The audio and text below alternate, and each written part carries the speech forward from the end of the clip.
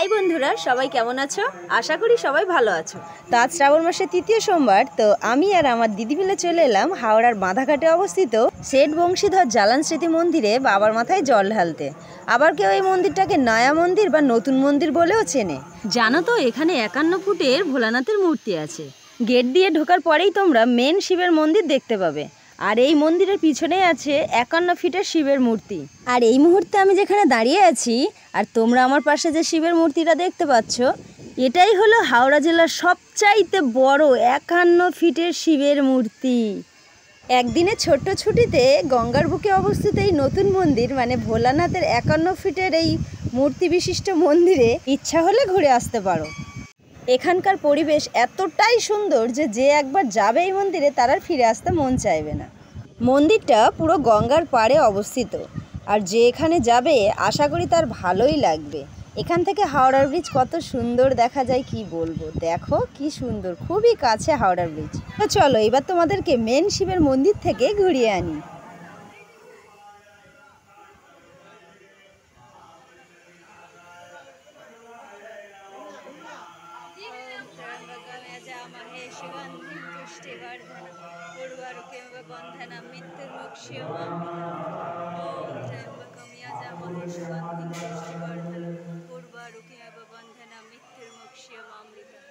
মন্দিরের ভিতরেই শিবের যে মূর্তিটি তোমরা দেখতে পাচ্ছ সেটা কিন্তু পুরো রূপো দিয়েই তৈরি।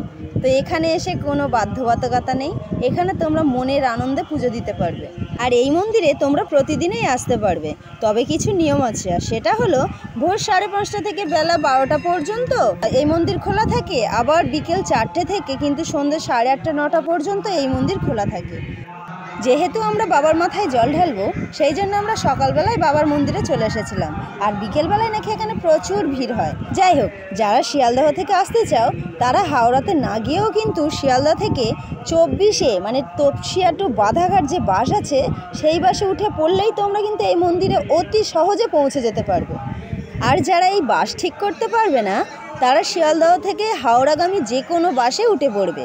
বাসে উঠে হাওড়া স্টেশনে নেমে একটু সামনের দিকে হেঁটে এলেই তোমরা অটো স্ট্যান্ড দেখতে পাবে। ওই অটো স্ট্যান্ড থেকেই তোমরা বাঁধাঘাটের অটো পেয়ে যাবে। তো সেই অটোতে করে এলে তোমরা একেবারে মন্দিরের সামনে পৌঁছে যেতে পারবে। আর যারা মেট্রোতে করে আসবে তারা প্রথমে শোভাবাজারে নামবে, তারপর আইডি ট্রলার ফেরিঘাট থেকে লঞ্চে চেপে বাঁধাঘাটে চলে আসবে। আর বাঁধাঘাটের পুরো পাশেই এই মন্দিরটি।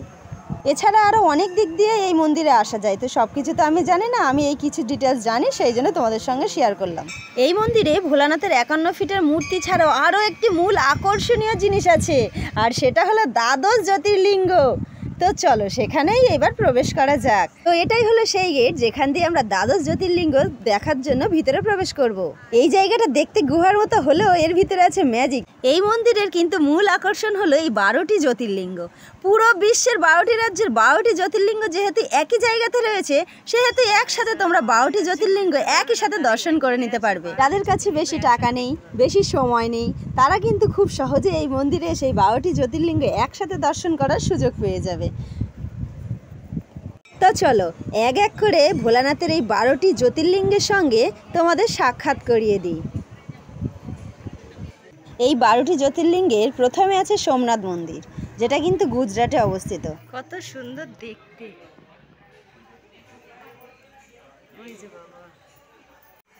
তারপরে আছে মল্লিকার্জুন, এটা হচ্ছে অন্ধ্রপ্রদেশে আছে। তারপরে আছে কেদারনাথ, যেটা উত্তরাখণ্ডে অবস্থিত। ভোলানাথ তোমার কাছে পৌঁছে গেলাম। দেখো, উত্তরাখণ্ডে যেতে পারিনি তো কি হয়েছে, এখানে এসে গেলাম। হর হর মহাদেব। তারপরে আছে রামেশ্বর মন্দির, এটা হচ্ছে তামিলনাড়ুতে আছে। এই যে বাবা বসে আছে।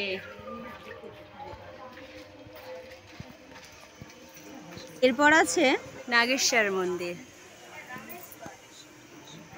कोई भोलानाथ, हाँ यहाँ पर किधर है, वहाँ है।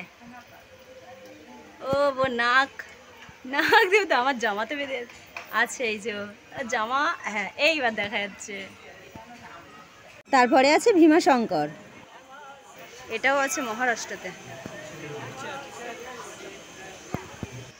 কই ভোলানাথ, এই যে। তারপরে আছে বৈদ্যনাথ, যেটা ঝাড়খণ্ডে আছে।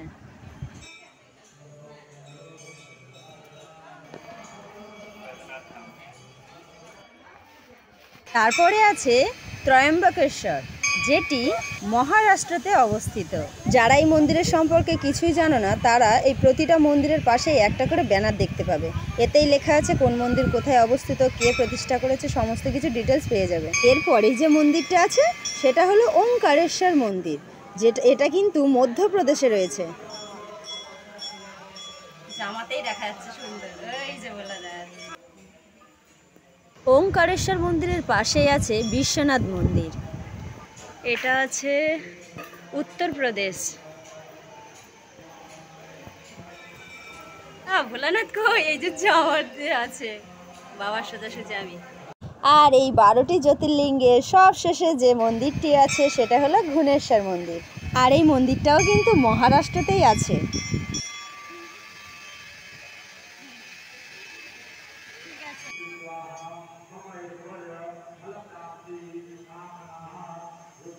একটা কথা না বলেই থাকতে পারছি না, যেহেতু এই মন্দিরটা পুরো বাংলাতেই বানানো হয়েছে, সেহেতু যদি একটু এই হিন্দি লেখার পাশাপাশি বাংলা লেখাটাও রাখতো তাহলে অধিকাংশ বাঙালিদের সুবিধাই হতো, কারণ সবাই তো আর হিন্দি ভাষা পড়তে পারে না।